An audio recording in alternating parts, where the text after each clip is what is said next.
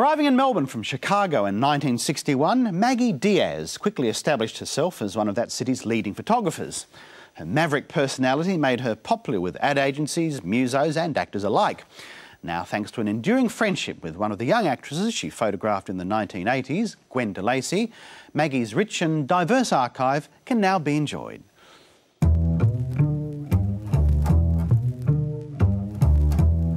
You've got to put more than what's just in the photograph. You've got to make the thing come to life.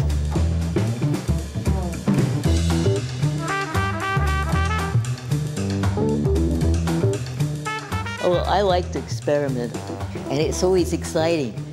You see something come up, and it's happening. So you get a real feel of excitement.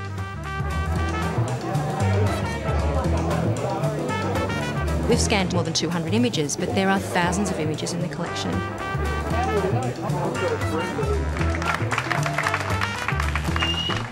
Without any hesitation, this is the best exhibit I've ever been to.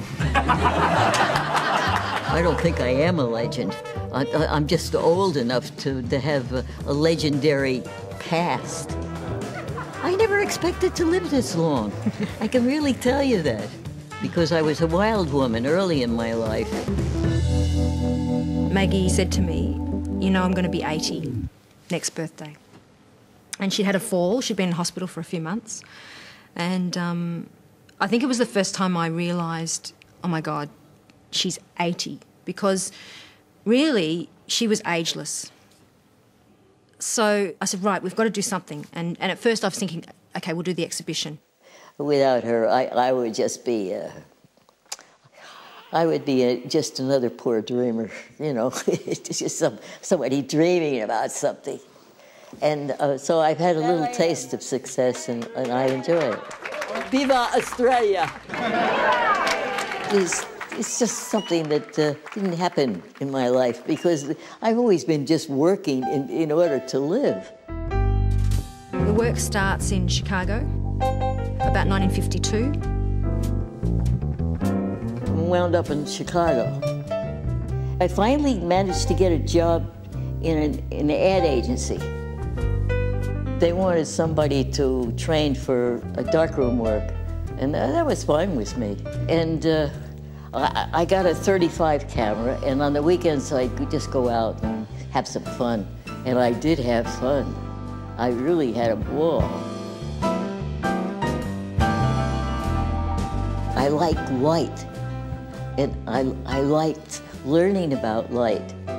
And I thought, well, maybe I could make a living at this if I get knowledgeable enough.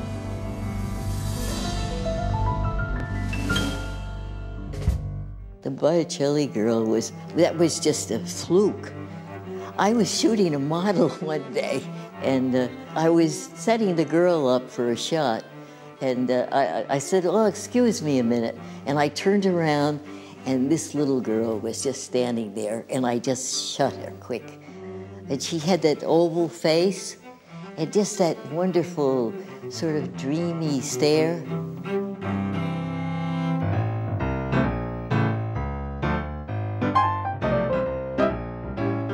The Tavern Club was a millionaires' club, but it was a fascinating place. They had actors, they had politicians and stuff like that.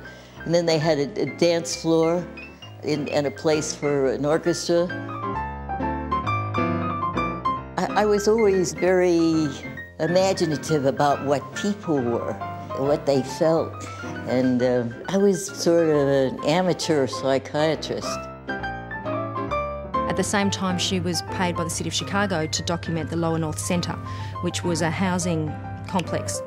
It was like a social welfare setup, you know, where they had classes and they taught the poor, poverty-stricken blacks. And there were a lot of blacks that came up from the South that got hung up in Chicago. And of course, they didn't have places to live. And I had a ball. I really had a good time. And the blacks thought I was really funny, and I liked them too. Everything in my life is humorous. I was doing extra processing for a studio in downtown Chicago. And the man that I was doing the processing for, he said, "I'd like you to meet Clement Fraser." And I thought, I bet he's got 11 kids back in Australia. And where the hell is Australia, you know? And the way I came here was pretty strange to begin with. I got a one-way ticket to Melbourne. Clem Fraser, the man that I was married to, he said, "I'll give you this for a divorce gift." One-way ticket to Melbourne to meet his family. I had $5 when I came into this country, American. Because I like to work with available light, I've got a lot of very unusual sights, and it made the city look much different. It didn't look so placid. It sort of looked like, you know, strange things are happening.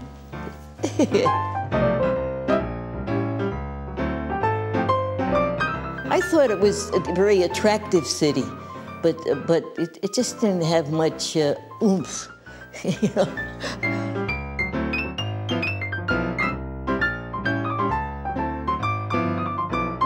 I went to the Melbourne Cup, took pictures of fat men eating big, you know, those pies.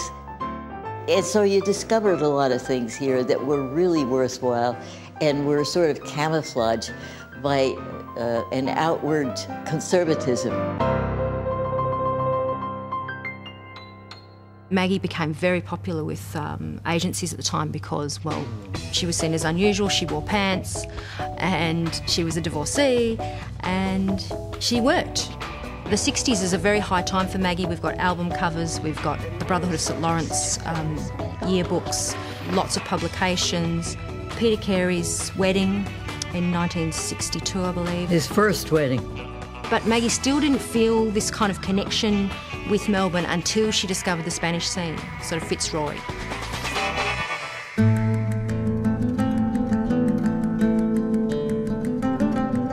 I liked it over that way because it was more colorful. There were more migrants and more stimuli. I met Jose at the Spanish Club. Her son Stephen was born in 67. Esteban Dario Diaz. That's it. Yeah. And I love the name.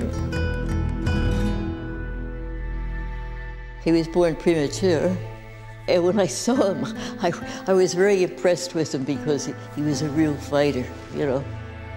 And he looked like Jose. And that was good. Well, I was always around people that were, you know, aspiring actors and actresses and dancers, singers. And I was interested in what they were doing. I liked Gwen because she was curious about everything and she was bright. And she was 16 years old. We just shared something good with each other.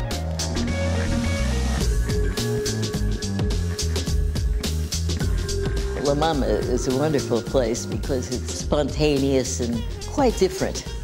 And I like that. And then they asked me if I'd work down there and, you know, do their publicity. I used every possible method that I learned to make the thing work so that I'd make enough money so that I could stay with it. Otherwise, you know, I'd have to go back to some of the awful jobs that I had before all this artistic wonder came into my life.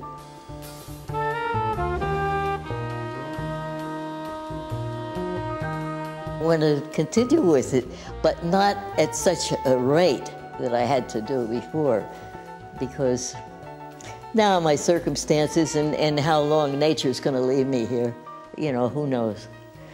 So you don't, all you can do is hope that you survive for a while, to enjoy yourself as a human being.